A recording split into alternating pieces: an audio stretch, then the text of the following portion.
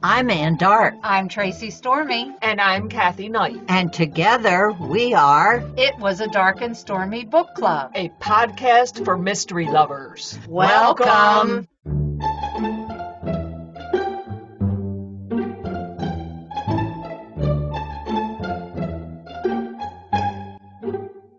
If you enjoy our show, please consider contributing to the Dark and Stormy Patreon. By becoming a patron, you will help us create better and quality content. There are also benefits to becoming a patron, such as exclusive content and Dark and Stormy merchandise. Become a supporter at patreon.com/darkandstormybc. Check our website for the link. We appreciate any and all contributions. Thank you. Hello and welcome to episode 125. In a timely episode, we have an interview today with Dr. Ellen Kirschman. She is a psychologist who specializes in treating first responders. Dr. Ellen Kirschman is known as the Cop Doc. She's been a police and public safety psychologist for 30-plus years. Her work with first responders has taken her to 4 countries and 22 states. I Love a Cop, What Police Families Need to Know was her first book. I Love a Firefighter, What the Family Needs to Know came next, followed by Counseling Cops, What Clinicians Need to Know, with 2 psychology colleagues, both of whom are retired cops. She also writes a mystery series. Her protagonist, Dr.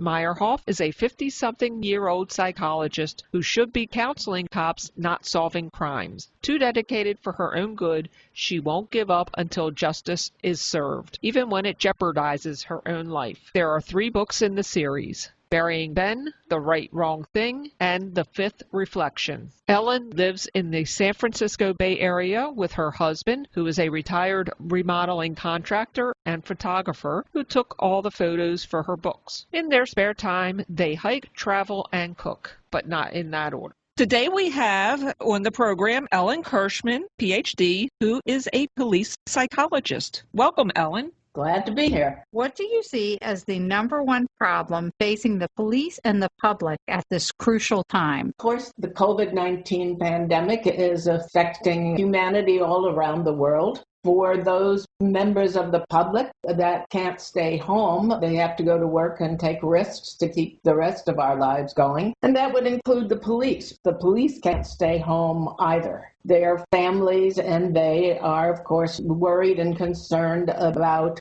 getting the virus and then bringing it home to their families. Some of them that I know are going through some pretty extraordinary efforts to not do that, like showering in the garage, changing clothes, laundering their clothes, and so forth. And the pandemic has peeled back really deep inequities in our society, and those inequities, the fact that Black and brown people are getting COVID and dying from it at rates higher than white people, of course, has exposed these inequities in our society. Also, the killing of Mr. George Floyd then has triggered powerful wave of social protest across the United States. I'm old enough to have lived through the 60s and a whole bunch of other moments of extreme social unrest, and this one feels different to me. And of course, for the police, these waves of social protest and the fact that some egregious acts by some police officers really has tainted the entire profession. As the saying goes, nobody hates a bad cop as much as a good cop. The hundreds of thousands of good cops and interactions with society that go without any harm every single day, that's all now been tainted, and we're taking a look at the police and the services that they provide and police reform. I don't know if we call it the number one problem, but it is certainly as on everybody's minds as much as COVID is. So it's like we have a pandemic of social unrest and a push for change, along with a viral pandemic in which that enemy is both invisible and unpredictable. This is a time in history, I don't think there's anything that compares to it. We're going through so much at one time. Well, I think the pandemic may have worn us all ragged. Everything sticks to us like Velcro now. I think it starts with the pandemic, and it's certainly the social unrest. Those issues have been with us for hundreds of years. But the fact that now it looks like people are actually willing to face face up to these problems may have something to do with the fact that a pandemic really strikes at the heart of all humanity. We see how we are all interconnected. At least I hope that's the case. We started to talk about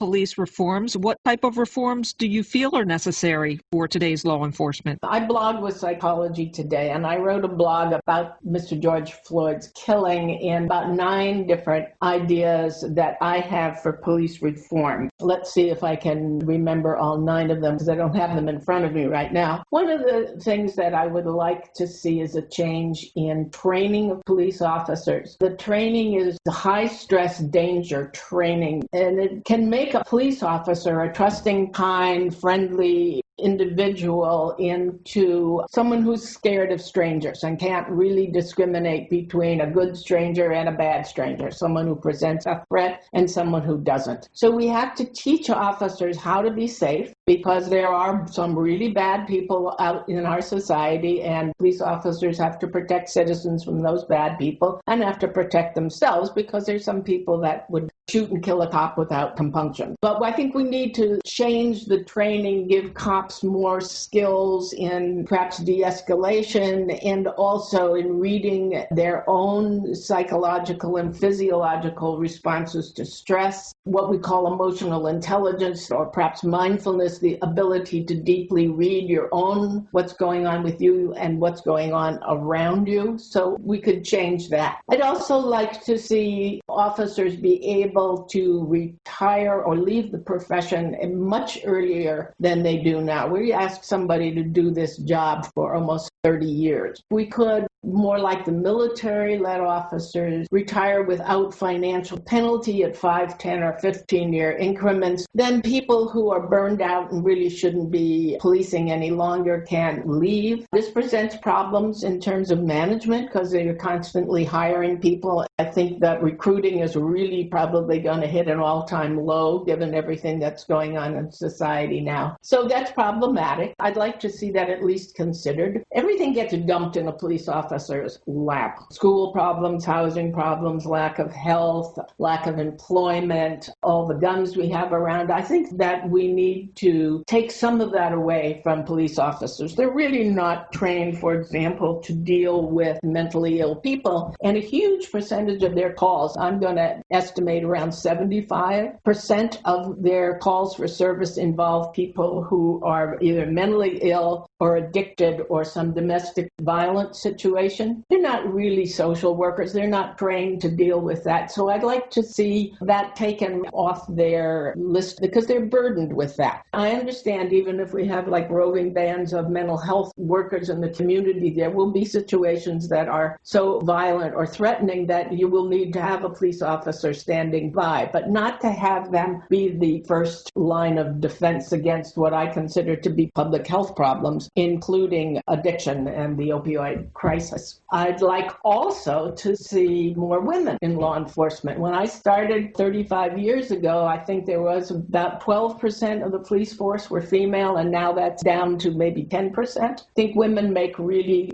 good police officers, and they tend to police a bit differently than the men do. They're more apt to settle things verbally than physically. They will go to the mat just like a male officer, but I think it's going to take more for them to go to the mat. And the kinds of issues that we see in a macho culture, they're not as challenged by those things. They really are much better at diffusing things verbally just because of the way men and women are socialized differently in our society. What do you think of the qualified immunity? I think we have to take a look at that. That's not something that I have really thoroughly investigated. From what I've read that other people have written, I think that bears looking at it again. Police work is an impossible profession. It's extremely difficult. Police officer has to be a cop, a priest, a counselor, a social worker, an enforcer. They have to do so many different things. And they take a lot of risks. About 10% of the job is physical, and most cops will never shoot their guns in the line of duty except when they're on the firing range. Most cops are able to make arrests and effect control over situations with plenty of compliance without any physical problems. But every now and then they are going to have to use deadly force or physical force of some sort. And trying to decide whether that was legal or not legal after the fact is sometimes very difficult because an officer makes these decisions with only milliseconds to respond, often in the dark, in the rain, with totally incomplete information. We don't want to make officers so fearful of being sued or for their actions that they become inhibited and won't do what society asks them to do. So I think that was probably, I'm really just speculating here, but the source of the qualified immunity was the idea that how can you, when you're sitting in a nice office going over your general orders and trying to figure out how this officer behaved, was it within proper standards, but you're not there at the moment. So it's a really difficult thing. So I think we have to look at the issue of qualified immunity from all sides. What I'm curious about is, out of those reforms you listed, are there examples of areas in the country or even the world that have implemented some of these and been successful with them? There is, for example, in Oregon, there is an outfit called Cahoots, and they are mental health social service, and they handle most of the calls for emotionally disturbed citizens. And apparently that's been very successful, and they work in conjunction with the police department, so far as I understand. Camden, New Jersey has apparently made a lot of changes in their police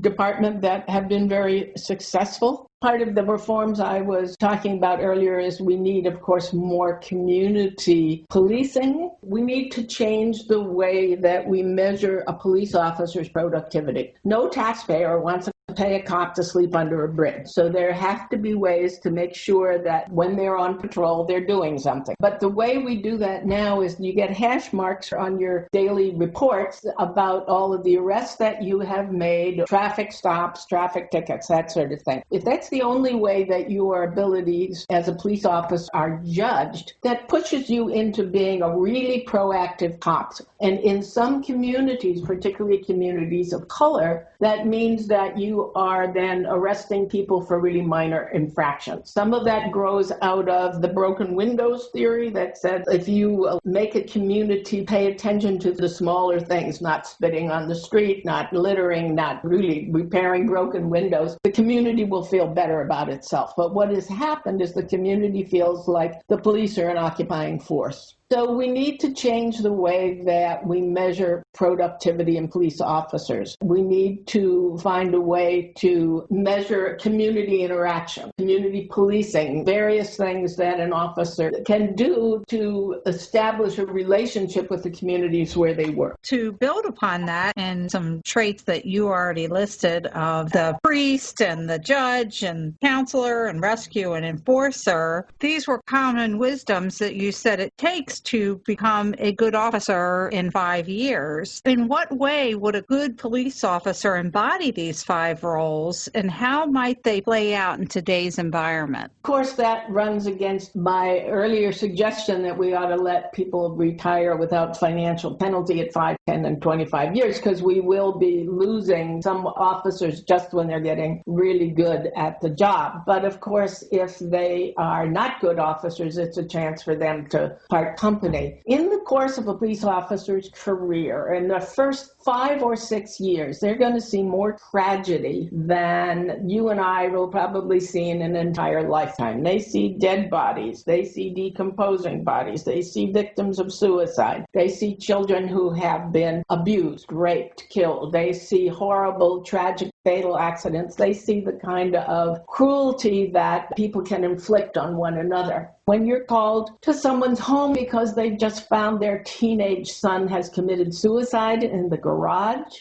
well, you're going to have to find a way to hold those parents together, at least until friends and family can arrive. Same thing with Sid's death. That's an example of being a counselor, a compassionate friend, or a priest. Police have a certain amount of discretion about things. I was talking to a friend the other day, and he said that he was driving on patrol, and he saw a family that their car had broken down at the side of the the road. It was a large family with a bunch of children. They were obviously undocumented immigrants. And his department's policy was such that they were supposed to arrest those people. He said he simply could not bring himself to do